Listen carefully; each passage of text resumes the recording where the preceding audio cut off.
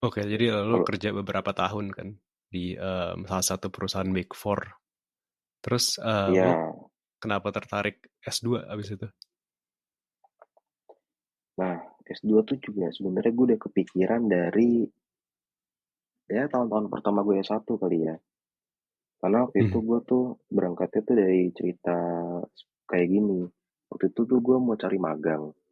Sejak tahun pertama tuh gue udah nyari magang. Ya, emang agak Mhm. agak kurang kerjaan sih gue.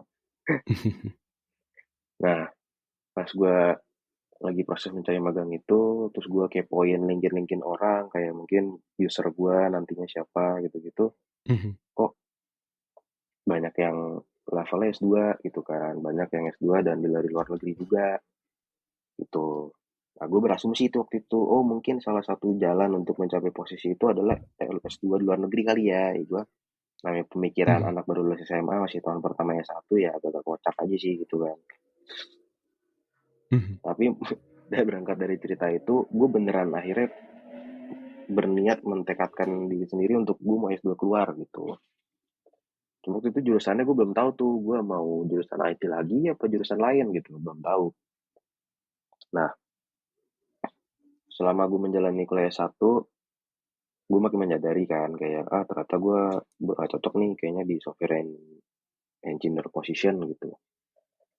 Terus gue kerja waktu itu di Big Four. Ya urusan-urusan kerjaannya kurang lebih urusan-urusan uang lah ya Mhm. gitu. Apalagi waktu itu bagiannya kan financial services risk management. Jadi ngurusin financial industry terutama di sektor risk management gitu kan. Nah waktu gue kerja tuh gue ngerasa karena gue backgroundnya pure IT, computer science, gue ngerasa ada gap of knowledge and skill gitu lah sama teman-teman gue yang dari FEUI misal Hmm. atau ekonomi universitas lainnya lah gitu. Karena gue ngerasa mereka tuh tahu kayak di picture klien kita tuh mau ke arah mana, terus kayak kira-kira faktor-faktor apa yang bisa menunjang mungkin dalam sisi financial report apa yang dilihat sesimpel itulah misalnya lo ngelihat balance sheet mana yang kira-kira memberikan dampak terhadap klien kita apa yang harus diimprove gitu-gitu. So, waktu itu gue juga uh, melihat di sisi mereka pun ada gap of technical skill mungkin ya gue bisa bilang karena mereka nggak belajar coding sedangkan banyak kerjaan yang menuntut coding untuk memproses semua data-data bank misal gitu ya. Akhirnya Mhm. gue sama temen tuh gue seakan-akan jadi kayak saling transfer knowledge gitu. Gue belajar banyak dari teman gue tentang dunia-dunia finance, management gitu-gitu. Sedangkan gue ngajarin mereka tentang basic-basic skill coding gitu. Misal kayak basic logic of coding kayak apa sih gitu. Kayak misal kayak if statement atau kayak looping statement gitu. Looping itu kayak pengulangan gitu maksudnya ya. Mhm. Gitu. Nah, terus gue berpikir, kenapa nggak gue punya dua-duanya aja sekalian ya, gitu kan. Jadi gue punya technical skill IT, terus gue punya skill lain yang sifatnya lebih kayak manajerial lah gitu. Ya udah, akhirnya gue memutuskan untuk ambil sekolah waktu itu mau MBA sebenarnya. Cuman setelah gue mempersiapkan segala aplikasi buat MBA, gue mentok di GMAT score gitu. Jadi kalau lu mau sekolah MBA kan kebanyakan harus punya GMAT score ya. Itu GMAT score tuh mungkin kalau S1 kayak SAT atau bahasa lainnya lebih gampangnya tes TPA lah gitu. Mhm. Nah, waktu itu gue selalu gagal tuh dapat skor tinggi di GMAT score. Terus gue mikir, kalau kayak gini kapan gue berangkat-berangkat ya gitu. Akhirnya gue cari-cari lagi program-program mirip-mirip MBA deh gitu. Dapet namanya Master of Management. Nah, waktu itu ada di beberapa negara juga sih, di Europe ada, di Aussie ada. Tapi akhirnya gue milih Aussie gitu. Karena selain gue keterimanya di sini ya faktor akhirnya gue pikir juga sih karena gue anak tunggal ada faktor tertentu kayak faktor pribadi lah gue bisa bilang ya Iya, iya. yang dimana kayak ya udah kalau ntar bukan bokap gue mau kesini nggak kejauhan atau kalau gue mau Mhm. pulang main juga nggak kejauhan Mhm. gitu sih ya, akhirnya gue apply UFC, gue dapet, keterima, ya sampai sekarang lah gue masih berjuang nih menyelesaikan S2. Nice, nice. Bedanya apa sih Tuh. sama MBA kalau itu? Masters in Management. Sebenarnya bedanya itu yang paling berasa menurut gue study load-nya. Karena MBA itu lebih banyak case base gitu kan. Apa tuh case base? Case base tuh jadi kayak misal lu dikasih suatu set of studi kasus dari misal apa ya, dari spesifik company lah misal gitu. Nah, nanti di situ lu harus ngebahas sama dosennya gitu di kelas kayak bedah studi kasus lah, kayak ngelihat nih masalahnya apa sih sebenarnya, terus kira-kira possible solutions-nya apa aja sih, dan dari possible solutions itu solusi yang paling tepat apa nih kira-kira kayak gitu kan. Nah, kalau di jurusan gua itu studi kasusnya nggak sebanyak anak-anak MBA gitu. Mungkin kalau MBA lu tiap minggu ada kali kasus yang berbeda gitu.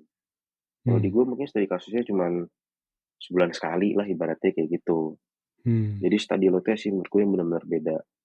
Yang kedua, Master of Management tuh menurut gue relatif baru jurusannya. Jadi banyak orang yang belum ngeh kayak apa sih bedanya MBA sama Master of Management gitu kan. Kalau MBA kan udah lama ya, udah puluhan tahun. Jadi pasti orang udah tahu gitu. Nah, karena ini jurusan relatif baru, jadi banyak orang yang punya persepsi MBA itu lebih prestisius dibanding Master of Management Hmm. gitu. Ya itu masih bisa diperdebatkan sih, iya dan tidaknya gitu kan. Cuma menurut Iya, gua iya. kalau kita bicara tentang topik-topik yang dipelajari sebenarnya mirip. Kita belajar accounting, finance belajar, terus economics belajar, terus belajar tentang managing behavior in organization belajar, leadership Hmm. belajar, ya sama sebenarnya. Cuma mungkin cara belajarnya aja yang beda, gitu sih. I see, I see. Lo ada rencana Interesting. sekolah lagi, Gar? Ah, kayak enggak sih. Cuman gue mungkin akan apply S2. Um, Gimana ya? Gue gue dulu ngerasa SAT was very useful dan gue sekarang pengen apply S2 just for the sake of kayak belajar GMAT dan improve my communication and writing skills and reasoning skills Hmm, and just to see what the process is like gitu sih. oke Kayak oke. dan so that's one of them. Dan kayak iseng aja sih gue pengen nyoba kayak we'll see what happens. Oke, kayaknya Urusan lu ini bisa ya bayar anaknya. atau enggaknya sih gue nggak tahu ya. Itu Iya urusan nanti lah. sahabat. But Kayaknya lu ini anyways, ya, mhm. kayaknya lu Gimana gimana? punya value ini ya, long life learner ya, asik. Yoi, mesti keep on learning, keep on learning. Ya Oke, lumayan lah kayak lu bisa gimana gimana? belajar Apalagi belajar Gar? bisa bisa belajar fokus gitu paling enggak. Gue ngerasa ke belakangan ini kayak fokus gue lagi sulit banget lah jadi kayak I wanna learn how to learn again Oh, gitu. iya iya bener sih. Sorry tadi yang Masters in Management jadi kayak studennya tuh kayak gimana rata-rata di kelas lo? Apakah yang kayak udah, apakah mereka yang kayak masih early in their career apa gimana? Eh, sebenarnya sih ini menargetkan early career memang betul. Jadi kalau kita lihat secara average working experience-nya itu 1 sampai 3 tahun. Hmm. Kalau MBA mungkin udah di angka 5 tahun kali ya, gitu. Cuman kalau kita ambil segmentasi Indonesia, banyak yang kerjanya pun udah lebih dari 5 tahun gitu. Bahkan udah ada yang mungkin 10 tahun kerja gitu. Hmm. Jadi ya class profile-nya kayak gitu sih kalau gue lihat. Dan di sini paling banyak itu dari China Mainland. Nomor 2 India. Hmm. Nomor 3 Indonesia sebenarnya sih kalau gue Oh lihat. ya, nice, Uh-uh,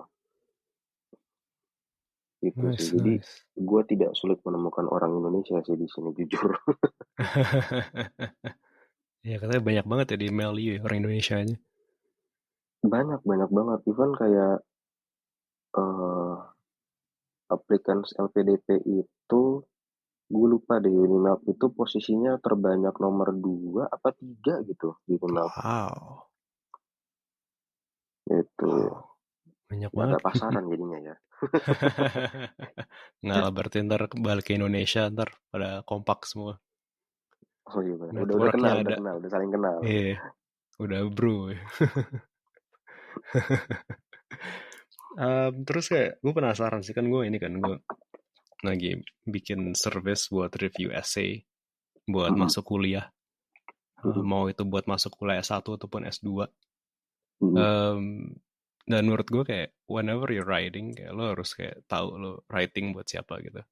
Dan Iya, menulis setuju. buat orang Amerika dan menulis buat orang Australia mungkin berbeda gitu. Lo bisa jelasin dikit nggak Oke. mengenai kayak values atau culture dan perspektif orang-orang Australia kayak in general gitu.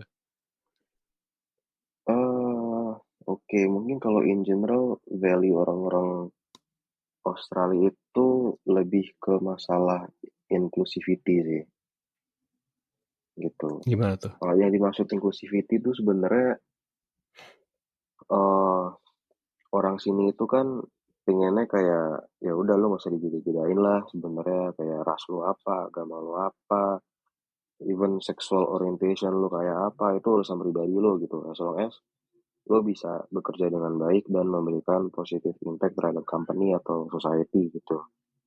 Jadi menurut gua kalau lo bikin suatu essay untuk eh, aplikasi kampus di sini, mungkin itu salah satu value yang bisa lo kedepankan sih gitu. Mungkin tapi gue mau disclaimer dulu ya, gue pas apply di sini gue nggak bikin essay yang panjang-panjang gitu sih, sesimpel cuma essay eh, kenapa lu pilih jurusan ini dan lu mau ngapain gitu. Itu Hmm. juga cuma 500 kata deh dimintanya kalau nggak salah. Beda sama US sih beda gitu. Tapi kalau di beberapa jurusan kayak misal MBA, setahu gue memang esainya pun di sini tetap lebih rumit dibanding esai gue gitu. Hmm. Tapi yang gue rasain juga mungkin ini agak agak gue tarik ke hal lain dikit ya. Mungkin selain esai, tapi ini bisa berkaitan juga sama esai adalah kalau lu lagi interview gitu. Hmm. Baik itu interview di kampus maupun interview cari kerjaan atau magang, itu tuh kayak inclusivity tuh harus lu sampaikan gitu.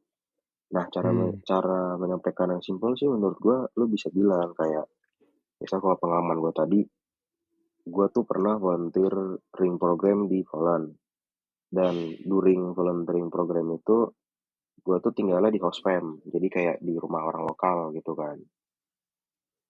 Nah, gue tuh selama tinggal itu ya gue berusaha untuk memahami dan dalam tanda kutip menyelami kebiasaan-kebiasaan mereka gitu. Misal kayak di sana kan jarang pakai bantu itu misalnya. Simpel itulah. Jadi ya kalau gue habis makan atau gue misal ada baju kotor ya gue tahu diri lah ya misalnya gue bantu nyuci atau bantu bersih bersih apa gitu terus Hmm. misal gue pas ngajar di sekolah di sana kan dulu gue job desk-nya ngajar gitu ya ya gue juga berusaha untuk membaur dengan guru maupun anak-anak sekolah tersebut gitu jadi kayak ibaratnya pesan yang mau gue sampaikan ya gue nggak peduli lu background lu apa gitu orang tua lu siapa tapi gue mau eh, merangkul semua aja gitu. Hmm. Nah, di Aussie sih itu karena itu value yang gue tangkep karena kalau lu misal naik public transport itu kan suka ada kayak apa ya poster-poster promosi atau poster-poster apa tuh dari pemerintah juga mungkin ya itu tuh tentang kayak inclusivity dan beberapa hal lainnya juga lah termasuk mental health dan lain-lain gitu Hmm. apalagi sekarang kan lagi heboh banget tuh tentang ESG, ya kan? Hmm. Environment, Social, and Governance gitu kan. Itu kan salah satu implementation plannya kan masalah inclusivity juga kan. Kayak gimana lu mengconsider berbagai faktor dalam konteks misal lu menjalankan bisnis. Contohnya gini deh, misal lu buka bisnis di daerah mana ya, daerah Lombok deh misal gitu. Sesimpel Mhm. mungkin bisnis restoran deh gitu di daerah Lombok gitu ya. Nah mungkin kalau zaman dulu orang mikirnya kan profit maximization kan. Jadi kayak ya gimana cara gue bisa secuan mungkin itu kan sebanyak mungkin profitnya. Tapi kalau sekarang kan yang dilihat itu adalah indeks ESG-nya gitu misal. Contohnya adalah gimana bisa lo memberikan positive impact to locals, to surroundings, meanwhile tetap generate profit gitu. Ya salah satu caranya Hmm. kan misal lo bisa kayak memberikan lapangan kerja ke orang-orang sekitar instead of lo menerbangkan kenalan lo dari Jakarta ke Lombok gitu. Mhm. Oke lah, mungkin in early stage lo menerbangkan karena itu kan butuh skill masak gitu ya. Tapi Mhm. kan dalam perjalanan lo membangun bisnis itu kan lo juga bisa nge-training orang sekitar, kayak gimana sih cara masak, gimana sih cara menjalankan restoran operational prosedur gitu. Gimana nge-serve customer yang baik gitu kan. Alhasil kan orang lokal jadi teredukasi juga yang punya suatu skill set gitu kan. Itu Hmm. dalam konteks sosial di ESG. Terus dalam hal environment, misal lu gimana waste management lu. Contoh kalau di sini tuh bener-bener lu sampah itu tuh dipilah dengan benar dan diproses dengan benar gitu. Bukan kayak oke lu milah tempat sampahnya tapi ujung-ujungnya pas dimasukin ke truk sampah jadi satu. Ya buat apa gitu kan. Tapi di sini truk sampahnya pun dipisah, pemrosesannya pun dipisah. Bahkan sampai kayak cupboard tuh kardus ya, kardus itu lu buangnya sendiri. Food Hmm. waste kayak sisa-sisa makanan yang organics itu buat buangnya sendiri. Terus Hmm. general rubbish kayak mungkin apa ya general rubbish tuh mungkin gue bisa bilang kayak bungkus rokok gitu kali ya apa bungkus Mhm. makanan gitu yang bukan recycle ya lu buangnya di situ. Terus ada lagi satu tempat lagi recycle mungkin kayak botol-botol minuman kemasan atau apa yang berbau recycle gitulah tempatnya sendiri. Nah itu juga bisa jadi salah satu faktor yang dikonsider gitu kan. Nah makanya topik-topik itu tuh menurut gue yang sangat menarik bagi orang-orang Aussie dalam hal lu Hmm. apply kampus atau apply kerjaan I see, I gitu. see. Gue nangkepnya sih, Kalau di US gimana Gar? di US bener mirip-mirip. Tapi kalau di Aussie kayak berdasarkan apa yang lo bilang kayak mereka lebih ini ya, they love culture and nature gitu. Is that a Ya good summary? Kayak makanya mereka mereka sering travel kan ya. Mereka sangat betul, enjoy gue liburan because they gue love the setuju sih. culture and nature gitu. Gue setuju sih sama yang lo bilang tadi kalau mereka appreciate culture and also nature gitu ya. Karena gue ngelihat orang-orang sini tuh eh, beda state tuh mungkin agak beda ya culture-nya. Ya, Cuma kalau di betul. Victoria ini, di state Victoria ini, di Melbourne, orang-orangnya tuh menurut gue lebih enjoy hidup mereka sih. Karena gue jarang menemukan orang lembur sampai gila-gilaan untuk weekend gitu di sini. Hmm. Mungkin kalau di US tuh, kalau lu di East Coast kayak New York dan sekitarnya mungkin sangat-sangat budaya kerja keras gitu Ya, mungkin ya. ya. Kalau di sini sih nggak segitunya sih. Bahkan gue pernah Hmm. datang ke kayak apa ya open house atau kayak open ya semacam open house itulah di EY di sini gitu kan. Hmm. Gue ngobrol sama orang-orang EY di sini yang divisinya sama kayak gue dulu. Terus gue Hmm. tanya lu gimana kerja di sini gitu kayak suasananya, workloadnya. Dibilang di sini sih kita sebisa mungkin nge-manage kerjaan itu supaya nggak apa ya nggak memakan waktu luang lu lah gitu. Ya Hmm. ibaratnya oke lu mulai dari jam 8 sampai jam 6 lu kerja gitu misal. Tapi ya beneran kerja gitu. Jangan lu malah belanja online shopping atau malah ngobrol julid sama kanan kiri lu gitu. Tapi ya lu kerja. Iya, Nah setelah iya, lu iya. kerja, kalau lu mau dinner bareng teman-teman lu ya udah, lu jangan ngebahas kerjaan juga. Ya lu beneran ngobrol santai apa gitu. Terus ya di weekend juga sebisa mungkin nggak kerja kecuali memang terpaksa banget deadline-nya Senin gitu ya. Ya mau nggak mau ya kalau itu kan tuntutan kerjaan juga namanya. Cuma menurut gua mungkin tidak sesering orang-orang di Jakarta terutama gitu. Yang kayaknya kok udah nggak bisa ngebedain antara waktu kerja dan waktu luang gitu. Hmm. Itu terkait masalah waktu luang dan mereka juga sangat apa ya menghargai eh, nature sih karena gue baru aja jalan-jalan ke Tasmania. Mhm. Ini suatu fenomena yang menurut gue belum pernah menemukan sih, dimana lu masih di negara yang sama, Ya. cuma beda daratan doang dari Australia mainland, lu terbang ke Tasmania, tapi di Tasmania lu ada bio security checking, Gar. Apa? Ada bio security checking. Apaan tuh?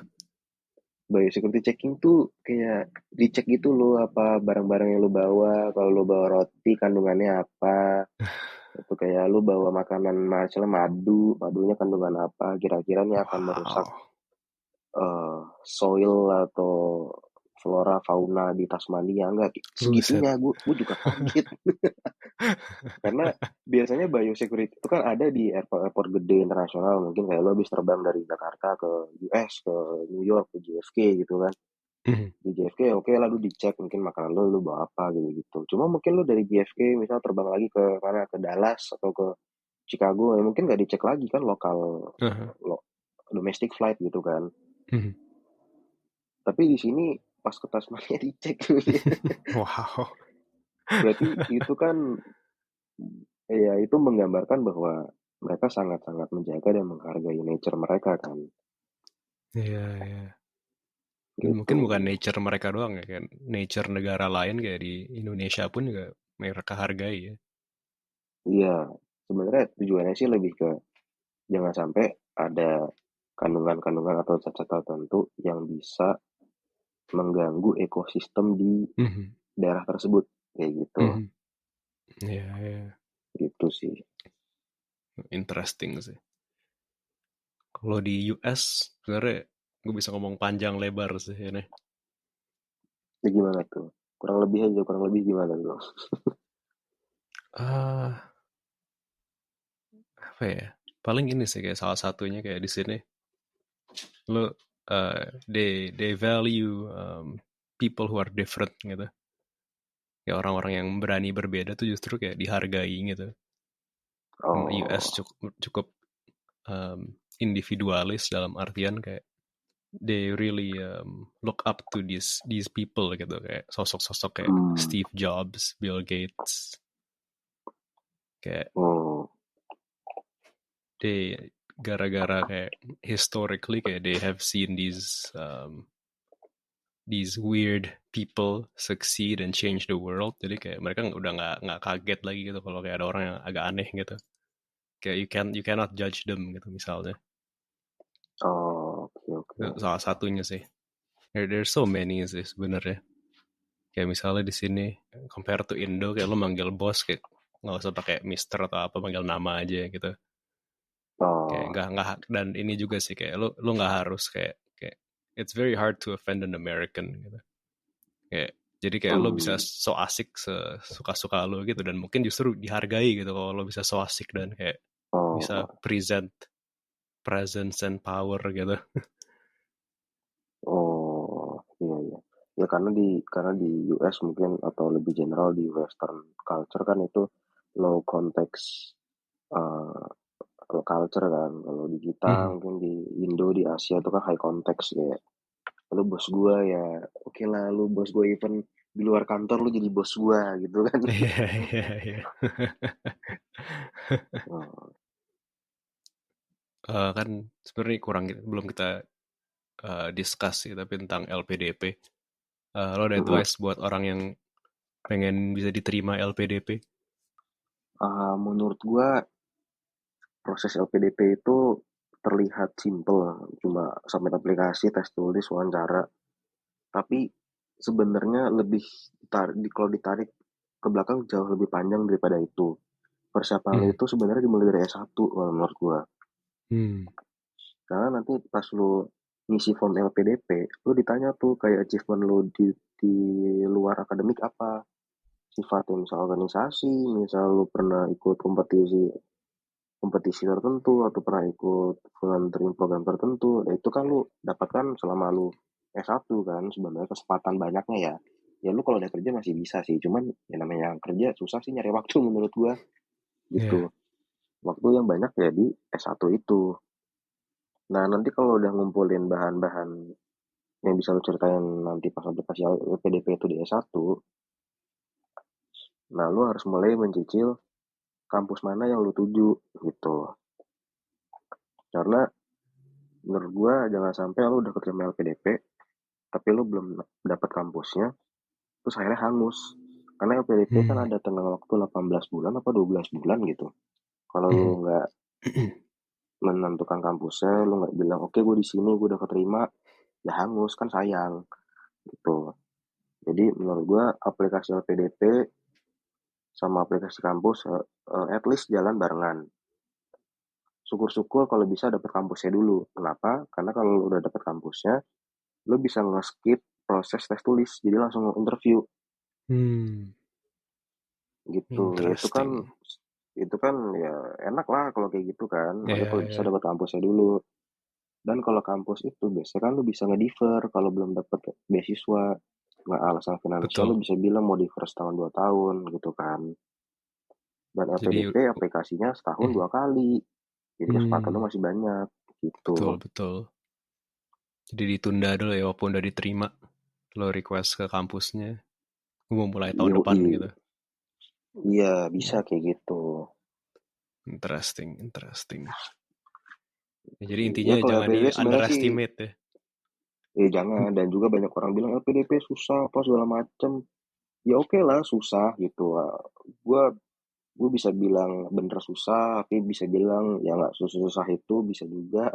Karena tergantung ada faktor-faktor X sih, kayak tergantung persiapan lu mateng nggak persiapannya, tergantung interviewer lu lagi dapetnya hoki apa yang enggak gitu kan. Mhm. Iya, Karena kan iya, dalam hidup ada faktor X yang menentukan hidup lu juga kadang iya, iya, iya. gitu.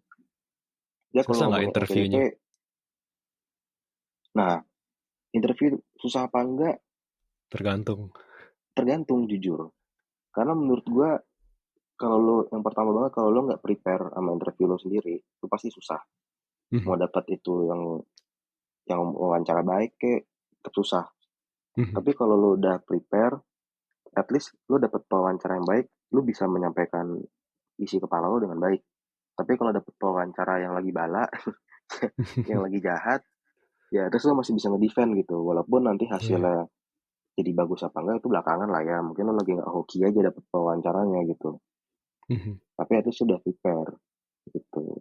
Nah, yang biasa banyak kejadian orang bilang, aduh susah wawancaranya ya karena satu lo tidak mempersiapkan dengan baik, ditambah ketemu wawancara yang lagi tidak hoki, ya udah Mhm. Iya, iya, iya. gitu. Ya kalau ngomongin LPDP sih emang banyak sih. Kalau nanti pengen ngobrol-ngobrol lagi lebih panjang, gue bisa, gue santai kok. Boleh, boleh. Boleh, boleh. Oke, Gitu. thank you banget Johannes buat waktunya. Yuk sama-sama Gar, santai. Thank you Sip, juga sip. udah diundang buat ngobrol-ngobrol sama lu. Udah lama gak ngobrol. Iya. Oke deh. Bye, Gitu. Jo. Yuk, bye. Thank you Gar. See you.